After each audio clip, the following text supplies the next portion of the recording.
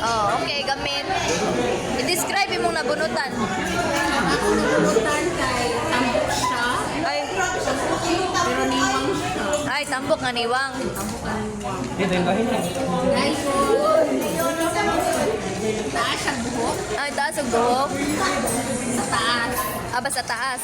Sige. Dayon. Ulahin siya na abot. Ah, Ulahin siya na abot na. dugayan kayo no, dugayan. Giin ka to siya gikanday. Ako di mo pa siya dito. 7-Eleven guys. Ang ano nila. Ay, kinsa. Sige, reveal. Gutom siya. Ay, Si Shamara. ay, Shimera.